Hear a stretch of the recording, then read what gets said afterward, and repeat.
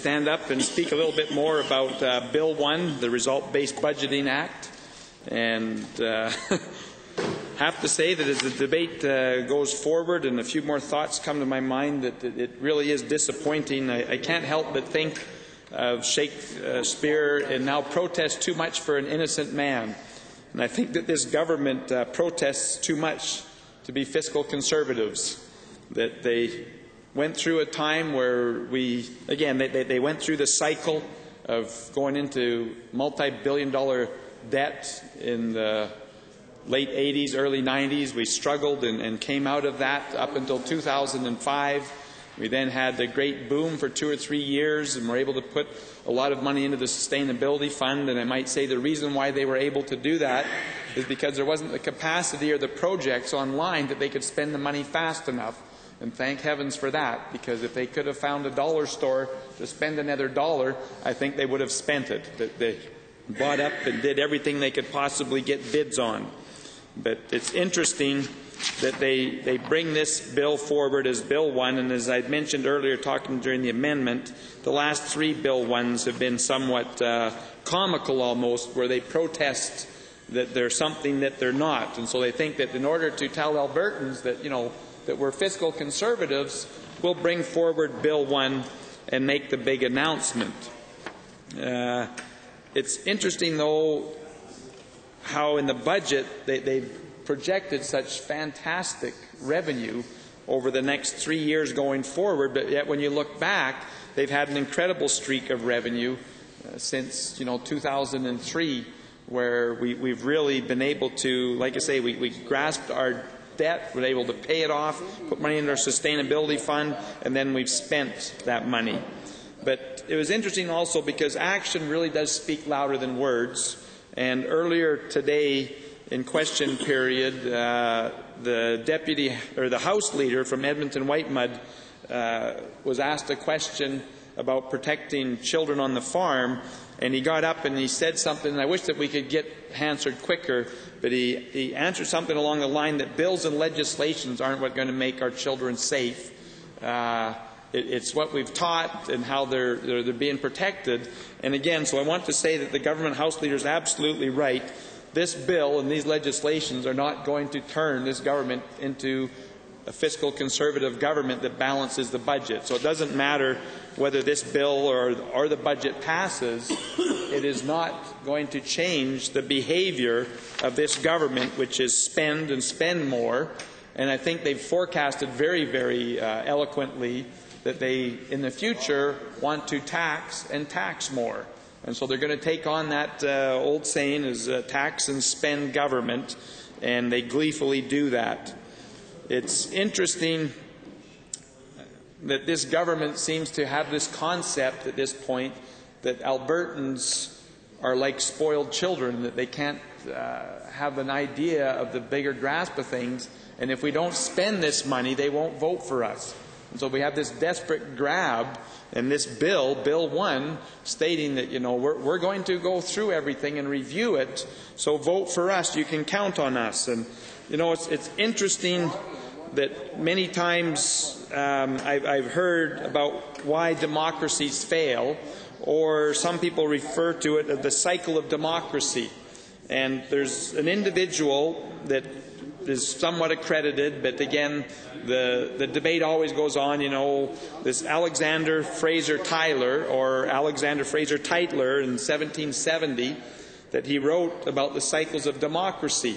And I want to read that, like I say, realizing that this isn't the real quote. It's evolved over the years, and it's kind of eloquent, though, and it's very, I think, relevant to the situation of democracies around the world right now. But it's written, "A democracy cannot exist as a permanent form of government. It can only exist until the voters discover that they can vote for themselves largesse from the public treasury.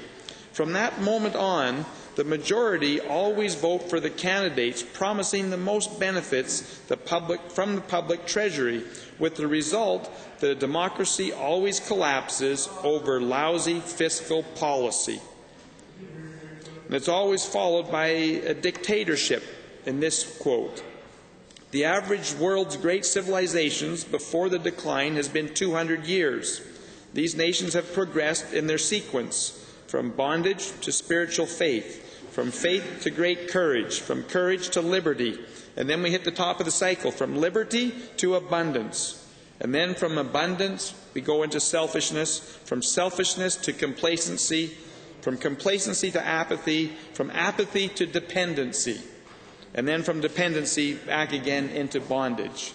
It's an interesting quote, and like I say, to go back to the real question when I says, why do democracies fail? It's because the governments fail to balance their budgets. Because the governments fail to take on that responsibility of looking at the taxpayers' money and realizing how critical it is that they spend it appropriately and in the right areas. And it's very easy in one's personal life. And again, the crisis that we're going through around the world is this abundance of credit. And we've sucked up this credit. The household debt is incredible in Canada, in the U.S., in France, Italy, Portugal, Spain, Ireland.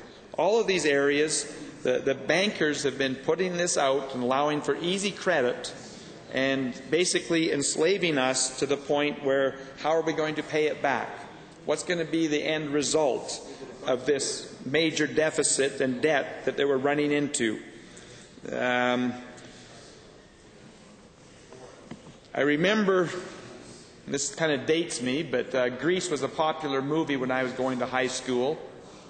We were having Grease days, and an individual brought in a greased pig into the high school, and then everybody was trying to catch it and to get rid of it. And I think a pig is hard enough to capture just in its normal state, but when one's greased, one can't hang on to it. And I look at this government, and the struggle that they have is that they've greased so many wheels and so many axles and so many whiny lobbyists that the harder they try to balance their budget or to hang on to their money, the slippier it is, and it flies out of their hands, and they're not able to do what they know they need to do.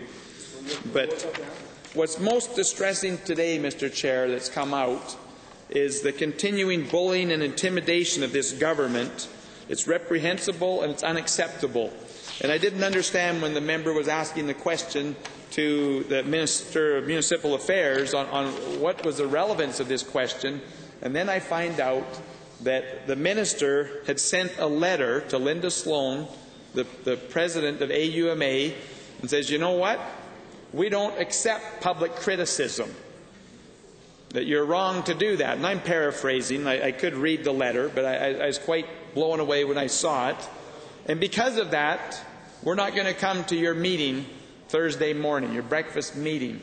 But this, Mr. Chairman, is exactly the bullying and the tactics and the behavior that I've been referring to this government since November of 2004. It's wrong. It's absolutely wrong, and it's unacceptable. But yet, as any bully, they're so entrenched in it, they don't understand they're doing anything wrong. They just think, well, this is a normal way of governing. Nobody should have the right to criticism. But, you know, I remember when I was out in Montreal for the first assembly of the Conservative Party of Canada, and we were debating and deciding our policy and where we were going to go. But Ferris Ellis was there from the Lethbridge College with our constituency at that time, or our area. And there were some people making some criticisms. And again, criticisms, you know, people say, you know, oh, you shouldn't criticize, you know, you should offer better ideas. And you know, what is a critique? You know, as a coach, you want to critique that athlete or that pianist or whatever and say, look, you need to change this, you need to do that. But the important thing that Farron said to me that day was that criticism makes good organization and good people better. And I thought about that a little bit, you know. Well, that's true, you know, is that when my wife tells me that I'm not doing something, and thinking of Valentine's Day, thank you very much for your support, honey, and the work that we do in here, and not being able to be together this evening because I'm in Edmonton and you're down south. But, Mr. Chair, criticism, if taken in the right light, is a great help. I like people to tell me when I've done something wrong, rather than to allow me to go on and keep repeating it. That's not a good situation. But what's also interesting that he added to that was that criticism also speeds up the demise of faulty organizations. And so if you're allowed to publicly speak about those things, and then people see those criticisms publicly, it collapses poor organizations. And it doesn't matter what area it is, whether it's government, whether it's a charitable organization, whether it's a non-profit, criticism is important. But yet this government wants to smother it and say it's not allowable. And whether you're a librarian and you are to criticize them, the response always is that, you need to toe the party line here, toe the government, because if you don't, your funding is questionable. This is something that they do throughout the province in all areas, whether it's education and telling a teacher to pull in the line. When they brought in the centralized super board, they told all the health workers, you speak out publicly, there's going to be consequences. We see Dr. Malioco, he was sent the letter that, that this will jeopardize your career if you speak out and criticize publicly. And this government fails to understand the importance of public criticism. And fortunately, they can't completely silence the opposition in this House, and we do have a few moments where we get to speak. But again, I found it comical that the government House leader got up and says, well, the normal process that we go through, and then he went on to talk about that, but yet the normal process is for opposition and private members' bill that they're allowed to have unanimous consent to table or take a leave of absence to table those, and this government in its arrogance last Thursday wouldn't allow it, but yet Monday, when another unanimous consent needed to come forward, they were willing then. But they don't have any respect for democracy, and they certainly have no respect for taxpayers' money. They think they can buy votes. They think this budget, and we listen to the Premier, she's so excited, she's proud, it's going to do so well, that the economy is just going to flourish, and that we can do that without the rest of the world. Not even taking the moment to look at how fragile the world economy is right now. We've pushed it right to the edge in many, many areas. Even China and India, those great economic engines, at this time aren't functioning, firing on all cylinders. And their government says, yes, they are. They are not. And that's the problem of this government. Even when the engine is sputtering and failing to run, they just look at it like, we're just taking a break. It's comical, Mr. Chairman. The problem is overspending of governments. And we're not going to learn from that this government is going to make this proposal that, Bill 1, Results-Based Budgeting Act, like it's going to do something. If we go through the preamble, I want to skip down a few to whereas engaging Albertans is vital to determine what results they want and to validate the results achieved. I do not believe that Albertans want to run continuous deficit budgets. And what's the Alice in Wonderland pie in the sky answer? We're going to have massive, massive surpluses within 2 years.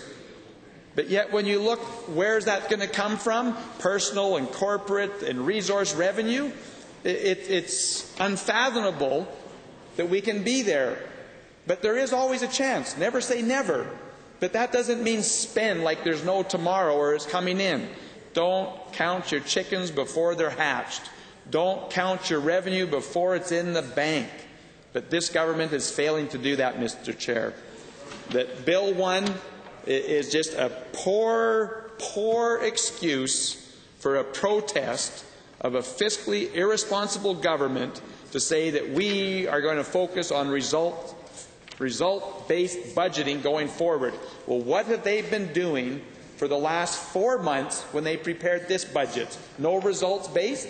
What have they been doing for the last 4 years for the previous 4 deficit budgets?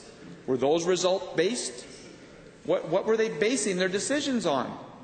Certainly not on result-based, and they won't go forward on that. What they're basing their decisions on is that we are going to have another rainbow and a pot of gold is going to be there. We'll go and we'll snap it up next year and there'll be 5 pots of gold the year after that. all is well. Trust us. We're spending your money well. No problems. Let's just keep spending. Let's just keep doing it. Result-based budgeting. Again, a switch there. What they really wanted to start off with to say was the zero-based budgeting, but then they thought, oh no, that's too much work. Zero-based budgeting means we have to justify everything. Result-based, we just need to say that the results are good. But zero-based budgeting, it would ask, do we go on a $100,000 cabinet tour to actually ask about a budget that's already written? Do we take a $70,000 holiday to Jasper? Those aren't result-based or zero-based budgeting. This is a government that has no concept of having to try and hold money and grasp on, hang on to that money. But the worst of their result-based financing was the offense shortly after March of 2008. This government, including this premier, gave themselves a 35% pay hike, and then they wanted to turn around and tell all of our wonderful public servants and frontline workers that you guys don't need it, but we do. That's the worst and most offensive form of leadership that you can have, is for the leader to say that we deserve our feather tick bed, but you will sleep on stones. That's just the way it is. Their leadership has failed Albertans. They continue to live an opulent lifestyle, to say that, we need all of these things, but they want to turn around and say, but you guys, you need to stay at 3% or 5%. We can do 35%. Leadership is to freeze their wages first, and then to turn around and talk to Albertans, teachers and nurses and doctors and say, look, maybe they should even cut their wages. Well, they did. 35% ahead, 10% back, or some magical formula, 15 steps forward, we'll take one back, and they think, oh, isn't that wonderful leadership? It's not good enough, Mr. Chair. The results of their actions have been every other public worker saying, if you get that, well, then we should get more. It's wrong. What you need to do is have the results from action. Action speaks louder than words. It's time this government rein in their spending, prioritize their spending, and realize that it isn't sustainable. They have sucked the sustainability fund from $17 billion down to $4 billion. After next year, I would project that it will be gone. And then how do we sustain the spending? It's totally misuse of the sustainability fund. 1 year can see that. We had some revenue shortfall, fine. 4 years and 5 years in a row to take out massive amounts, up to $6 billion in a year. There's something wrong with the budgeting process of this government and these members. They're spendaholics. They're addicted. They're addicted to spending. They're addicted to power. And the only thing that can do that, and again, I think of family intervention when it comes to addictions. You got to surround them and pull them down. This government and their addictions, they need a timeout. And I suspect shortly that Albertans are going to give many of them a timeout when they go to the people of Alberta and say, trust us. We know how to spend your money better than you do. Trust us. We have a revenue problem. It's not a spending problem. But we'll discuss that after we're re-elected, and there's nothing that you can do about this. This is the situation we're in. This is what Bill 1 is supposed to be about. It's about deception to the people of Alberta, and say that next year we're all of a sudden going to put a magnifying glass and find ways of making cuts when they've had that magnifying glass all along. For the last 5 years they've had it. But Mr. Chair, it is wrong. I am against this Bill 1. It's the most ridiculous bill this government has brought forward. Last year, Bill 1 was the Asia Advisory Council Act. That was ridiculous. And the one before that was quite ridiculous, is that, because we're not competitive here in Alberta, because of what this government did, we'll pass a Competitiveness Act. And that will tell the world that we're competitive again and open for business. They had to change the royalties. They had to change their structure in order to bring business back into the province. And they need to change it again. If we want the Alberta advantage, if we want businesses to come here, they need to be fiscally responsible. And that doesn't mean building $16 billion in power lines and then saying, now that we've pushed this through and we've achieved what we want, now we can turn it back to the experts who say we didn't need it to look after the next 30 or 40 years. This is the equivalent of buying a 1982 Caravan and putting it in the garage for 30 years and holding it out and saying we did it. The time has